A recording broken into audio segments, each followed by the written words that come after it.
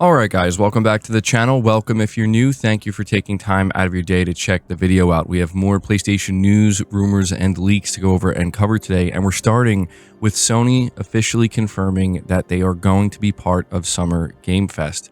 Now, we did recently cover the rumor that Sony is going to have their own show at some point in June. We don't know if that's going to be a showcase. We don't know if it's going to be a state of play. But of course, people always wonder when going into something like Summer Game Fest, considering how big it is, and it's usually a 2+ hour long show, if PlayStation's going to show up. So over on Twitter, the official Summer Game Fest account put out, "We're proud to welcome a record-setting 60+ partners for Summer Game Fest 2025, a global celebration of video games in Los Angeles this June." And so their 2025 Partners Round 1 does confirm that PlayStation will be there. Now, there's plenty of other publishers that are going to be here as well. I mean, we're looking at Capcom, Embark, Xbox is going to be there, Sega, Bandai Namco. I mean, you know, the list just kind of goes on here. So it does seem like it's going to be a pretty big show overall. Whether or not it's going to be a good show, we're going to find out when we tune in, but usually there's something for everybody when you have this many publishers showing up. But something that is worth mentioning here is in yesterday's video, we did cover the announcement that Hideo Kojima is going to be a special guest at Summer Game Fest. And so when it comes to the capacity to which PlayStation will be at Summer Game Fest, it could just simply be that Hideo Kojima is going to show up with the launch trailer for Death Stranding 2. It could be that Sony wants to show off, you know, something like Saros gameplay or whatever, you know, a new game, I don't know. Or it could just be that they're going to show up with some piece of hardware. We've actually seen them do that before, where I believe they announced the DualSense Edge. But either way, I just thought for those of you who are interested in tuning into Summer Game Fest, apparently PlayStation will be there in some capacity. So let me know what you would like to see them show up with. Moving to the next topic, we are getting apparently some data regarding The Last of Us Part 2 and how many copies it ended up selling thanks to the HBO version with Season 2. And according to Chris Colombo, this was actually discovered, I believe, on their LinkedIn post. He's claiming that The Last of Us Part 2 Remastered saw roughly 2 million units sold within that time frame, which is a little bit surprising, I would say. Maybe not too surprising, though, when you consider the fact that The Last of Us Part 2 released on PC for the first time in April, like right around when the show launched. And so this is something that I thought was worth highlighting, because we've heard Sony confirm in the past that one of the reasons they try to line up some kind of re-release of a game or new release of a game alongside a TV show or something like that, or movie, is because there is some kind of synergy there that can cause a boost in sales. And considering The Last of Us Part 2 is, you know, a 5-year-old game at this point, seeing a boost in 2 million sales, whether that be because it was launching on PC for the first time or releasing alongside the show, I mean, that's two different things that can help boost sales. 2 million is nothing to scoff at. That's actually quite significant. So just thought I would kind of highlight this and put it out there, because apparently it does prove that this strategy is effective at boosting sales. Moving on, we're talking once again about Death Stranding 2. We have a report from WCCF Tech, and it says Kojima Productions currently has no plans to release episodic DLC content for Death Stranding 2 on the beach, as Hideo Kojima thinks releasing this type of content is no longer a trend. Speaking during the 19th episode of his podcast or his radio show, as reported on X, the legendary game designer discussed the possibility of the second entry in the series getting paid DLC expansions after launch, confirming that there are currently no plans for this sort of content, and he thinks it's no longer a trend to release this sort of content. Plans, however, may change in the future in this regard, but for now, Kojima revealed that the studio plans to support the game after launch with bug fixes and improvements, possibly adding something that didn't exist in the first entry in the series. So this is something I thought was worth mentioning, because, you know, when you see a big single-player title like Death Stranding 2 on the beach release, you can't help but wonder if there's going to be, you know, DLC content in the future, if there's like some kind of roadmap for that, or if it's something they're planning, considering Hideo Kojima has been very focused on what he's going to move on to. And, do after Death Stranding 2, such as Fizzant and, phase 3 and 4 of Kojima Productions, where he wants to make a movie. He's probably still working on OD with Microsoft. He's got a lot of different things in the works.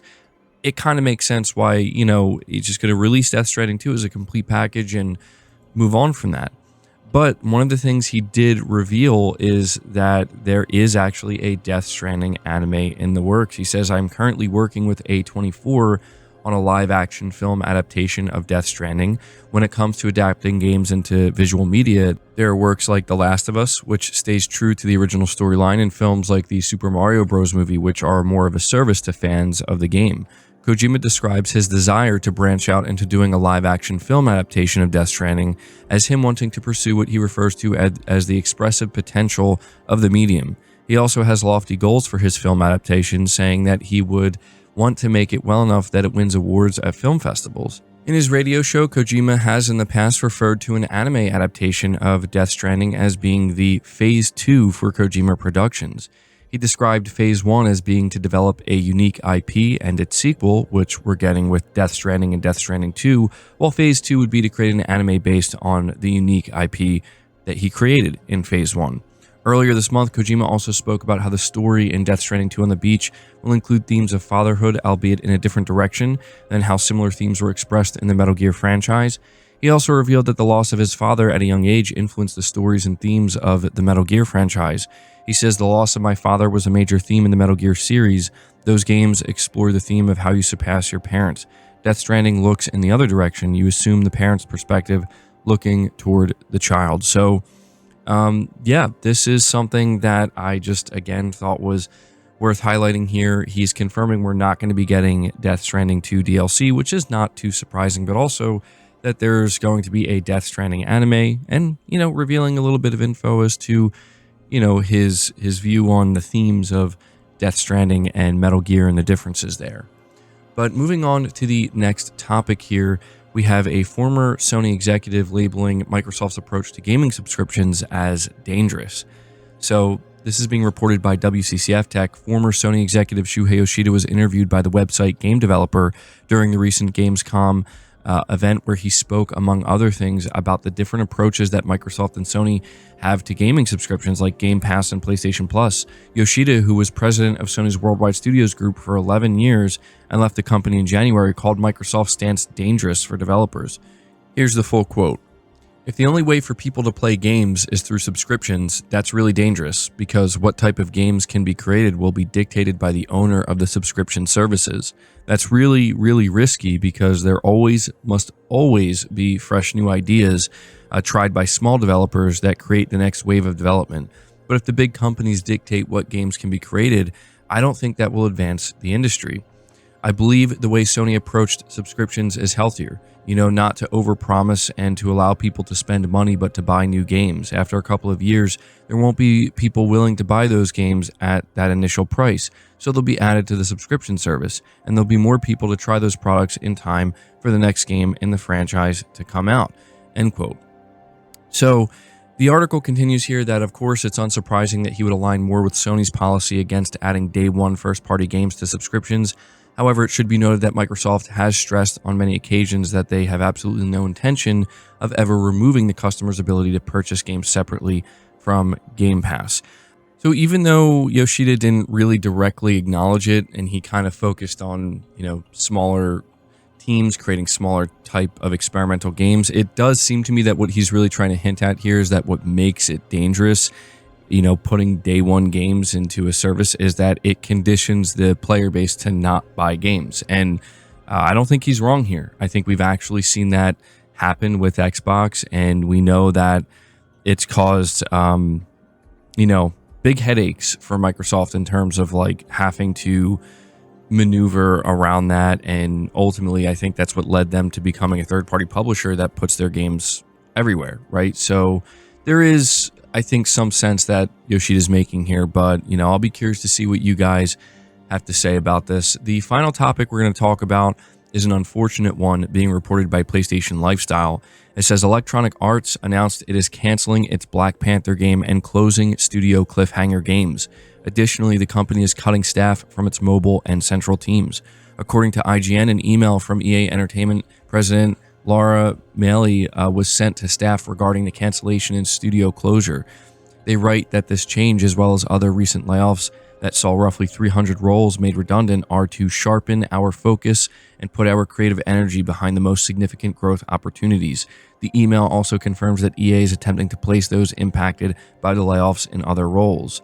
And so, yeah, the email also states they will continue focusing on the Battlefield, Sims, Skate, and Apex Legends franchises, and they're going to continue work on Motive's Iron Man game and the next entry in the Star Wars Jedi series and BioWare's next Mass Effect. So, yeah, this was something that was announced yesterday, and it seems like a lot of people are disappointed by this because there's some information on like what this game was going to be that actually made it sound pretty cool. But Cliffhanger Games was a studio that was created by EA, and I remember when they announced this, there was a lot of enthusiasm for it, but yeah, unfortunately it was canceled, and not only that, the entire studio was shut down. So let me know your thoughts on that. But guys, that's going to do it for the video. I hope you enjoyed it. I hope you found it informative. If you did, be sure to leave it a like, subscribe to the channel if you're new, hit the bell notification icon, and feel free to share this video out on top of all that. But until next time, guys, take care.